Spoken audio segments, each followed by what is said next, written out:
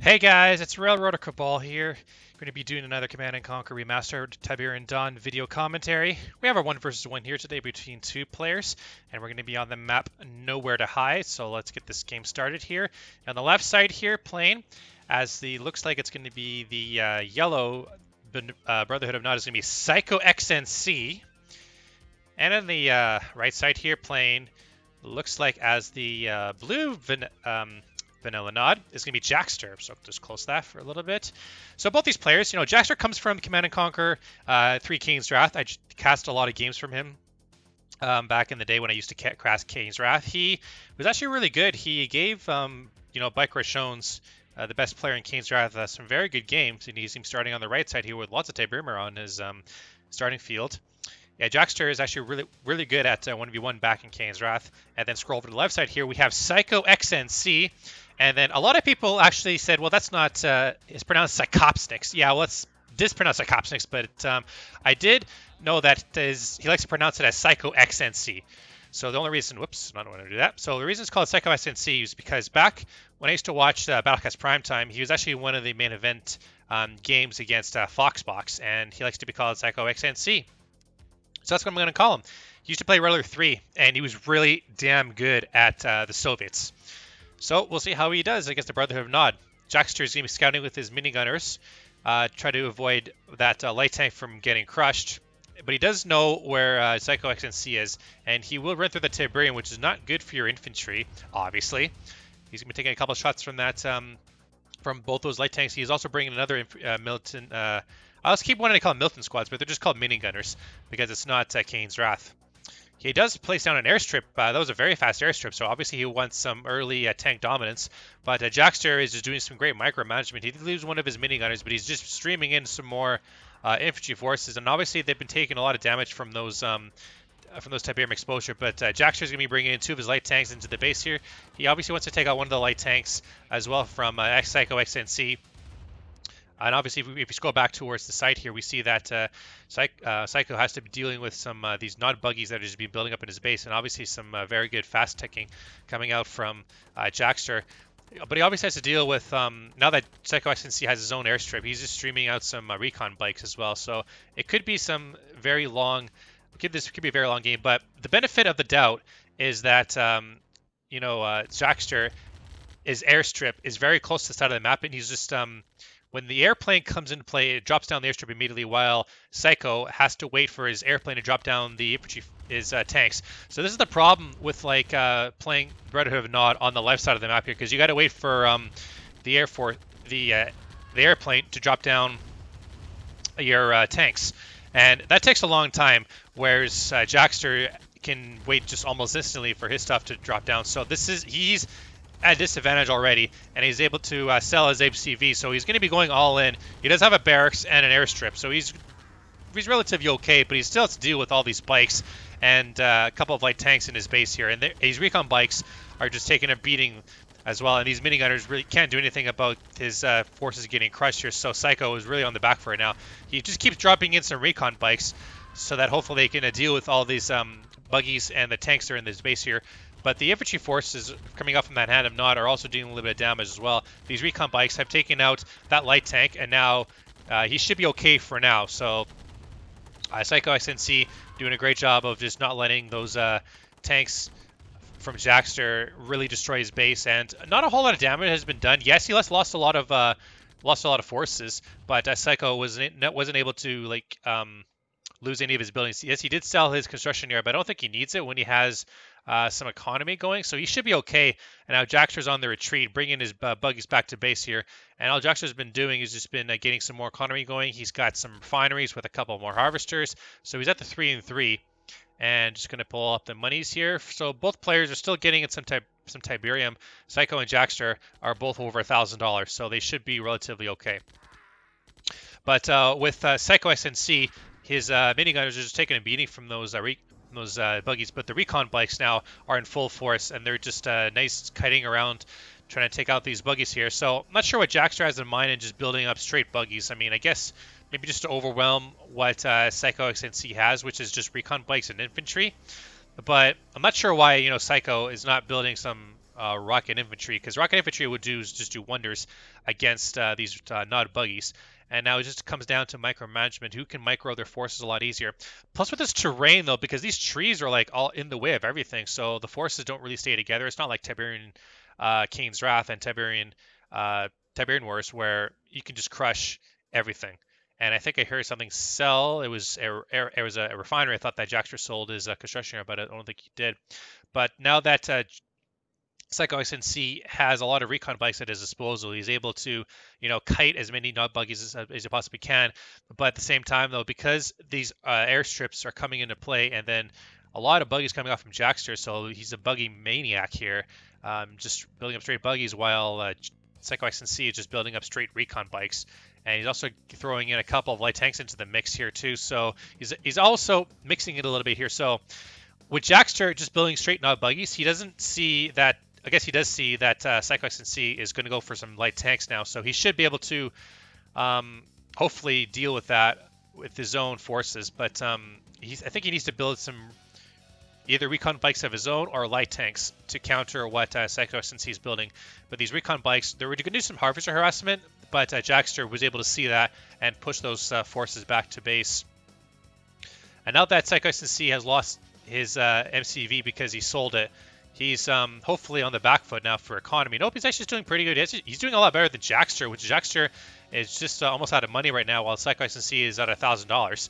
So both players are doing relatively good at keeping their economy going. And it just comes down to, like, who wants to, who has the bigger force. Well, right now, because Jackster did that attack on PSYCHOxnc, he was able to do some damage and minimize numbers.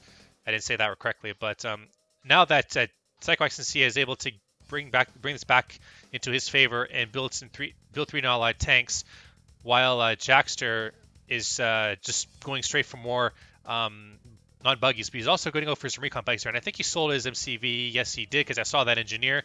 These engineers right there. He should do what I do, which is like sneak that engineer in onto a specific building, because while Jackster can attack the base here and then maybe distract PSYCHOxnc, he can sneak an engineer maybe this way and then capture the airstrip, so that it'll be GG. But PSYCHOxnc is bringing his Nod buggies there, and he's just sacking them. I'm not sure why he's doing that, but I think he's wanting to see what Jackster has in his base. He does see that there's a refinery creep down to the bottom half of this Tiberian field here, and these buggies are just going to go back to base and just cycle around while the recon bikes are coming attack from the north. So PSYCHOxnc is doing a great job of doing a double prawn attack here. He's just searching for some harvesters, and he does see this hand of Nod is not really defended this well. So if he can take that out, it'll be pretty good. But unfortunately, the Nod buggies are going to be pushing those recon bikes all the way back to base. They do see this lonely harvester here, and this force here also from Psycho just being demolished by those recon bikes. But at the same time, the recon bikes from Psycho are all in the north here, just dealing with some Nod buggies here. They weren't able to take a swing at that harvester, which does suck. But he's able to just split his forces. And meanwhile, Jackster is out of money, and Jackster and PSYCHOxnc is basically doing the same exact thing. But he's able to see. I don't think he knows that Jackster sold his MCV, so that's what he's probably anticipating. But now we see a big fight here from both these players, and we see that kiting and a lot of infantry, a lot of minigunners here. Wow, that's a lot of minigunners here from PSYCHOxnc. So with these infantry forces, they're just providing a meat shield for these light tanks here, and Jackster, just a lot of stuff here. I'm not sure what the hell's going on here. Light tanks are doing a lot of damage to those Nod buggies, but because of these minigunners here, taking a lot of damage from these Nod buggies, I think they're just providing meat shield for the recon bikes to do a little bit of damage. But lots of rocket. See, this is what I'm talking about. Rocket soldiers are doing. They should be doing good against what PSYCHOxnc has, which is just infantry. But he also has a great mix of everything from recon bikes to buggies to a couple of light tanks and minigunners. So it's a great mix of forces here. And then it's just no man's land in this center of the map here. Anything that I should know about? Nope. There's both players are just waiting for the right time to strike. And the right time to strike should be now, but here we have a couple of recon bikes here, and they do a lot of damage against those minigunners. So I think whoever basically wins this fight here is ultimately going to win the game.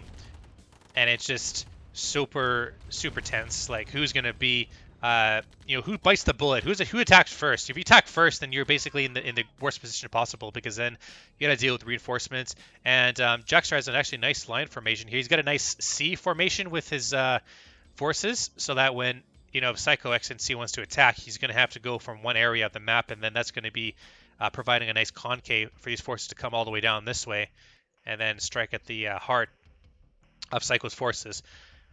But actually, surprisingly, these airstrips hasn't been slowing down PSYCHOxnc in the slightest. I thought it will, because all the airstrip has to be coming off map from this location here, which is great for Jackster, but not so good for PSYCHOxnc. But at the same time, though, it's just Psycho's been doing a better job of just micromanaging his forces, even though in the early game he lost a lot of his forces to what Jackster had. But Jackster now is going to go for some light tanks of his own. He's got 5 out in the field, and this could be a big problem for PSYCHOxnc, because all he has to defend, he's building some rocket soldiers of his own, but he doesn't have enough light tanks to deal with this. And then now that the harvesters are coming to the center of their map here to gather some more Tiberium, it's going to be pretty close here.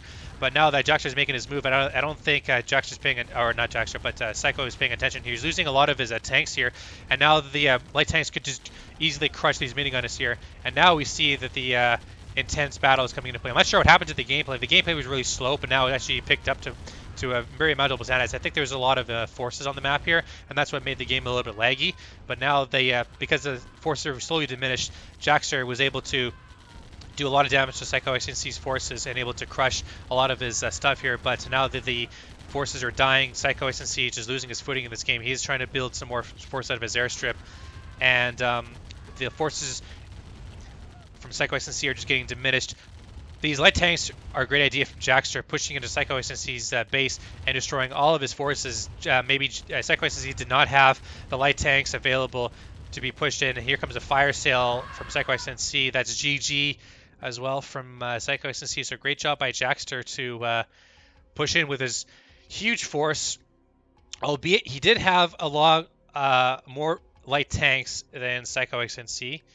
So that's why he was able to push in, destroy all those forces. And the gameplay just happened to be picked up because there's a lot of forces on the map here, which lagged the game tremendously. But once a lot of units died from both players, then the game speed picked up. So that's why it did that. And here we go. Here we have the stats here. So Jackster, Team 2, and PSYCHOxnc, Team 1. Resources gathered, 24,000 in favor of Jackster to 22,000 in favor of PSYCHOxnc. So $4,500 more in favor of Jackster. Jackster killed 127 units, while PSYCHOxnc killed 85. And buildings, nobody destroyed any buildings. It was all units. All right, so there's a game on Nowhere to Hide between PSYCHOxnc and Jackster. My name is Cabal. I'll see you guys next time.